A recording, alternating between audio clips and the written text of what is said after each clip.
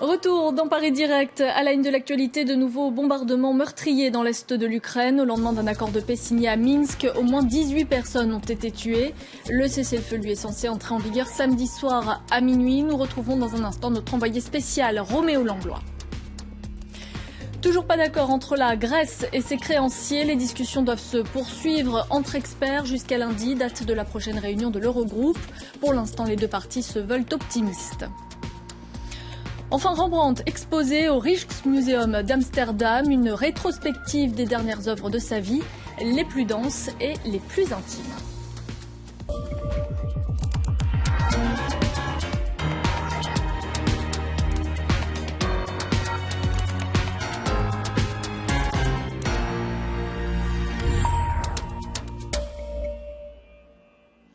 Les combats en Ukraine ne connaissent donc aucun répit malgré l'accord de paix conclu jeudi à Minsk. Au moins 18 personnes ont été tuées au cours des dernières heures dans les régions de Debaltseve et de Louhansk.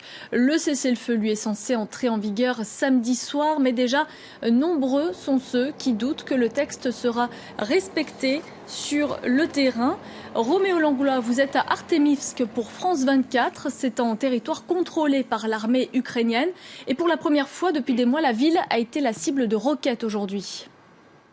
Oui, absolument. Artemivsk est à 20 km environ de la zone de guerre. Et cet après-midi à 17h, nous avons entendu deux puissantes explosions toutes proches. Alors, il semble, d'après les autorités ukrainiennes, qu'il s'agissait de deux, peut-être de 3 missiles Grad qui ont été tirés, donc qui auraient été tirés par les séparatistes et qui se sont écrasés au sud de la ville. On ignore quelle cible était visée, si c'était une cible militaire. Ce qui est sûr, c'est que ces projectiles se sont écrasés à côté d'une maternité et d'une école et que 3 personnes au moins ont été tuées, dont au moins un enfant. Plusieurs, bien sûr, ont également été blessés. Donc, pour l'instant, les combats continuent. Ils sont même tous les jours de plus en plus violents. Et ici, les civils et également, bien sûr, les combattants avec qui nous avons parlé sont très sceptiques. Ils doutent que le cessez-le-feu prévu pour dimanche sera vraiment appliqué. Vous avez également suivi aujourd'hui, Roméo, une opération d'évacuation de civils dans la zone de Debaltseve en proie à des combats intensifs. Oui, alors plus précisément, nous sommes rendus à Svitodarsk, au cœur de la zone de guerre, en compagnie de 2 bénévoles qui, tous les jours, au péril de leur vie, partent sous les bombes dans un gros camion afin d'évacuer les civils piégés dans la zone des combats. Alors bien sûr, ils roulent le plus vite possible afin d'éviter les tirs d'artillerie. Au bout de 10 km, nous sommes arrivés à la ville de Svitodarsk, qui était complètement déserte, une ville grisâtre avec des immeubles soviétiques. Les explosions étaient permanentes, parfois assourdissantes, de nombreux tirs de mortier retentissaient partout dans la zone et au bout, assez rapidement, nous avons trouvé un groupe de personnes qui attendaient le camion, qui était en contact avec les bénévoles. Et les bénévoles ont réussi à évacuer une douzaine de personnes. La plupart étaient des personnes âgées. Il y avait également un enfant en bas âge avec sa mère et ils ont réussi à évacuer ces personnes autour de la zone à l'extérieur de la zone de guerre. Toute l'opération, l'aller et le retour, a duré environ 1h30. Ce qui est intéressant de savoir, ce qui est particulièrement étonnant, c'est que certains choisissent de rester dans les villes où ils vivent, car ils n'ont aucun endroit où aller. Ce sont en général des personnes particulièrement démunies, ils n'ont que leur maison. Ils décident de rester donc au cœur de la zone des combats et ils vivent terrés dans des caves, dans des villages fantômes partiellement détruits. Roméo Langlois en direct d'Artemivsk, merci beaucoup. Cyril Brett est avec nous, bonsoir. Bonsoir. Vous êtes maître de conférence à Sciences Po, cofondateur du blog Eurasia Prospective. Alors on va revenir ensemble sur l'accord de paix conclu hier à Minsk, sur ce cessez-le-feu censé entrer en vigueur samedi soir. Les précédents n'avaient pas été respectés. Concrètement, est-ce que celui-ci va changer quelque chose ? Celui-ci change sur la configuration ultérieure des négociations qui sont à venir, puisque vous l'avez souligné, il ne s'agit pas d'un plan de paix, mais il s'agit bien simplement d'un processus de cessez-le-feu et de conclusion d'un armistice. On l'a bien vu grâce au sujet de Roméo Langlois, loin d'apaiser le conflit sur le terrain, la perspective d'un cessez-le-feu le 15 a au contraire renforcé le conflit, les opérations armées, tout simplement parce que avant le gel hypothétique du cessez-le-feu, chacun des deux camps en présence tient à avancer au maximum et à empocher le maximum de gains militaires. À partir du 15, c'est là qu'on pourra tester, qu'on pourra examiner si ce texte, dit Minsk 2, aura à la fois plus de pertinence et plus d'efficacité que Minsk 1, qui date du 5 septembre. Et à cet égard, il y a des nuances qui méritent d'être relevées entre les deux textes. Effectivement, les deux textes peuvent paraître des clones, quasiment l'un à 12 points, l'autre à 13 points. Il y a énormément de points qui sont repris d'un texte à l'autre. Mais les inflexions peuvent être significatives et, à mon sens, porteuses d'espoir.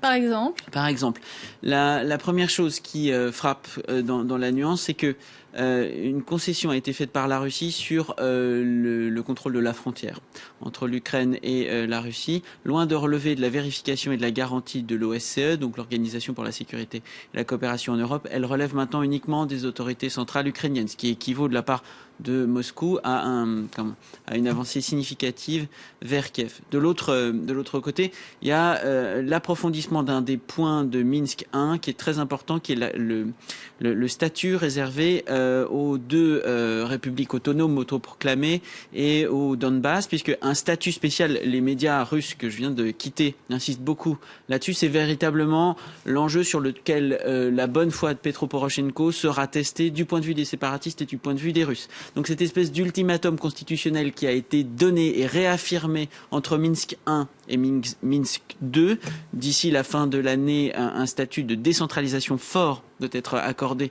à cette région en Ukraine, sera le véritable test et c'est le véritable gain diplomatique pour la Russie. Dans la dramaturgie qui entoure la conclusion de cet article, de ce texte, il y a aussi d'importantes nuances.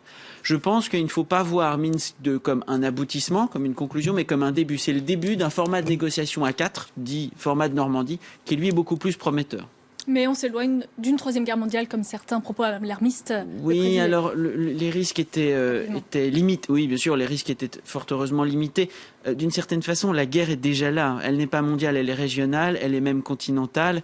C'est un très long processus qui sera devant nous, et plutôt que d'agiter le spectre de conflits mondiaux qui ont peu de chances de se réaliser, il faudrait peut-être s'intéresser plus directement au déroulement des conflits, d'ailleurs comme vous le faites tous les jours. Merci beaucoup Cyril Brett d'avoir été notre invité. On poursuit avec le reste de l'actualité. Opération déminage pour les experts du gouvernement grec et ceux de la Troïka. Il s'agit de préparer la prochaine réunion de l'Eurogroupe lundi, une réunion importante durant laquelle les deux parties tenteront de se mettre d'accord sur un nouveau programme de financement de la Grèce. Pour l'instant, tout le monde veut y croire. Florence Gaillard. Difficile et cruciale, la réunion de lundi pourrait décider de l'avenir de la Grèce au sein de la zone euro. Cette semaine, les rencontres à Bruxelles n'ont rien donné.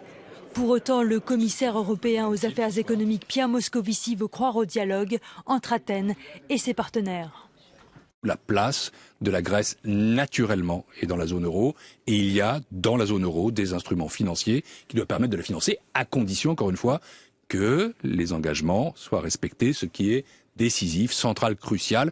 Les créanciers d'Athènes exigent toujours la poursuite des réformes du gouvernement précédent et l'allongement du programme d'aide de 240 milliards d'euros. De son côté, Alexis Tsipras se dit prêt à accepter 70% des réformes exigées par Bruxelles, mais il demande aussi que le vote grec contre l'austérité soit pris en compte. Le gouvernement grec ne fait pas de chantage et on ne peut pas lui faire de chantage. S'il y a un accord technique, il y aura aussi un accord politique. Quelle réforme structurelle est prêt à endosser le nouveau gouvernement grec? Quel financement alternatif propose-t-il pour rembourser la dette? Ces questions seront au cœur de la réunion de lundi. Je suis optimiste quant au règlement technique de ces questions puisqu'il s'agit simplement de comparer les mesures des différents programmes.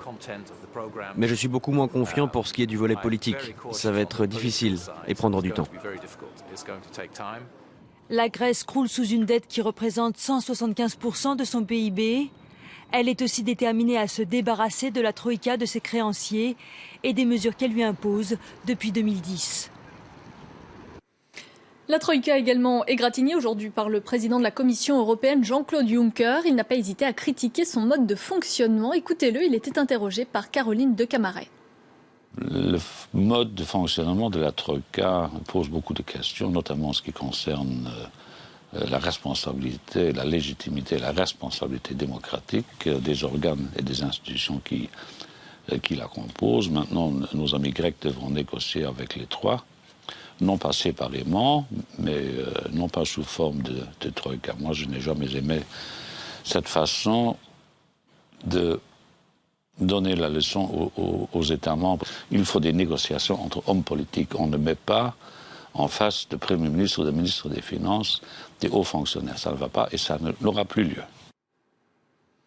Un jour important lundi prochain pour l'industrie française. Elle va signer son premier contrat à l'exportation de Rafale. L'Égypte en a commandé 24 exemplaires. Le ministre de la Défense, Jean-Yves Le Drian, fera le déplacement au Caire pour la signature avec le dirigeant Abdel Fattah al-Sisi. Cet accord toutefois est loin de faire l'unanimité. Amnesty International s'interroge sur l'utilisation qui sera faite des avions Rafale. Écoutez l'un de ses porte-parole. La question qu'on peut se poser, c'est est-ce que ces avions, aujourd'hui, ne vont pas servir à commettre des violations du droit international humanitaire ou des droits humains. Je ne sais pas dans quelles circonstances. On n'est pas en mesure de se poser la question aujourd'hui, mais on sait que l'Égypte, en matière de recours à la force, ne s'est pas montrée jusqu'à maintenant respectueuse du droit international. Et la réponse du PDG de Dassault Aviation, Éric Trappier, lui évoque un partenariat politique. C'est un régime qui est reconnu par les autorités françaises, qui ont un partenariat fort avec les autorités françaises dans un contexte difficile. Voilà, on a notre méthode de démocratie, ils ont une autre méthode. Je pense que tout ça a été pesé fortement par nos autorités politiques et on s'inscrit absolument dans cette logique. Donc ça ne me paraît pas aberrant de vendre des Rafales à l'Égypte, au contraire.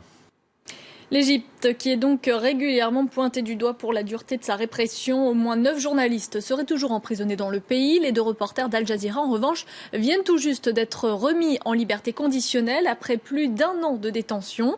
Il s'agit du Canadien Mohamed Fahmy et de son collègue égyptien Baher Mohamed. Ils sont accusés de soutenir l'opposition islamiste et les frères musulmans. Un nouveau procès devra décider de leur sort. Au Pakistan, un commando taliban a attaqué ce vendredi une mosquée chiite de Peshawar lors de la grande prière hebdomadaire. Bilan, au moins 16 morts et 67 blessés. Le récit de Florence Gaillard. À la sortie de la mosquée chiite, les ambulances se pressent pour évacuer les victimes. Certains blessés sont transportés par leurs proches, couverts de sang. L'attaque est terminée, mais la ville est en alerte. Cet homme crie sa colère devant l'horreur qu'il a vécue. Selon la police, des hommes armés sont entrés dans l'enceinte de la mosquée, bondés à l'heure de la prière, puis ils l'ont attaqué à la grenade. L'assaut a duré près d'1 heure. D'abord, ils ont fait exploser la bombe et ensuite, ils ont lancé 2 grenades dans l'enceinte où il y avait des blessés. Dans le hall, ils ont commis 2 attentats suicides. Une attaque revendiquée par le mouvement des talibans du Pakistan, le principal groupe rebelle du pays, allié d'Al-Qaïda. Dans une vidéo, son chef déclare vouloir venger la mort du docteur Osman, un taliban condamné et pendu par les autorités en décembre dernier, après avoir mené un attentat contre l'armée. C'est la première action pour venger le docteur Ousmane. Si Dieu le veut, il y en aura d'autres. Ces dernières années, les talibans multiplient les attaques contre les chiites qui représentent 20% de la population pakistanaise. Le 16 décembre dernier, les talibans visaient l'armée et tuaient 150 personnes dans son école de Peshawar. Après le Niger, le groupe islamiste Boko Haram s'en prend désormais au Tchad. Pour la première fois, il y a eu une incursion aujourd'hui en territoire tchadien, faisant au moins 5 morts. Les assaillants ont traversé le lac Tchad à bord de pirogues motorisées. Ils s'en sont pris à la fois au village de Gouboua et au camp militaire. Écoutez les précisions du ministre tchadien de l'Information et de la Communication. C'est une localité située à moins de 2 km du Nigeria. C'est un îlet et qui n'est pas très proche de la terre ferme du côté de la frontière tchadienne. C'est un îlet du Tchad qui a été prise d'assaut tôt ce matin par Boko Haram qui sont venus à bord de 4 hors-bord. Et c'était sans compter avec la force de frappe de nos forces de défense et de sécurité qui ont répliqué et qui ont détruit tous les 4 hors-bord. Ceux qui ont pu s'échapper sont en train d'être pourchassés et les ratissages en ce moment se poursuivent. L'acteur français Roger Hanin a été enterré ce vendredi à Alger. Parmi une vingtaine de proches étaient présents, ainsi que la ministre algérienne de la Culture, Nadia Labidi. Drapé de noir, le cercueil de Roger Hanin est arrivé ce matin par avion de Paris, accueilli par la protection civile algérienne. Alger, où le comédien a souhaité être inhumé, comme l'ultime expression de son attachement profond à sa terre natale. Il me disait souvent, lorsque je vais en Algérie, la France qui est mon pays et que j'aime, s'éloigne. Et quand je suis en Algérie, je ne me sens pas comme un paria, je ne suis pas un demi-algérien, je suis un Algérien. Une vingtaine de proches ont assisté à la cérémonie, parmi lesquels sa fille, ses petits-enfants ou le réalisateur Alexandre Arcadi qui l'a accompagné jusqu'au dernier jour. Je remercie les autorités algériennes, le président de la République, le Premier ministre, Madame la ministre de la Culture, d'accueillir sa dépouille avec ses honneurs et cette dignité. Merci, voilà, c'est ce que j'ai à dire. Merci à l'Algérie. L'enfant de la Casbah d'Alger, qu'il avait quitté en 1962 à l'indépendance, a ensuite été inhumé aux côtés de son père à Saint-Eugène, le dernier cimetière de la communauté juive d'Alger.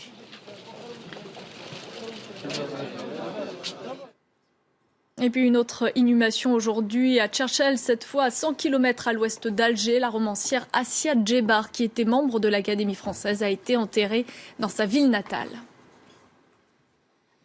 En Indonésie, un Français condamné à mort pour trafic de drogue pourrait être exécuté prochainement. C'est en tout cas ce que redoute son épouse. Elle dit vouloir se battre pour éviter une telle issue.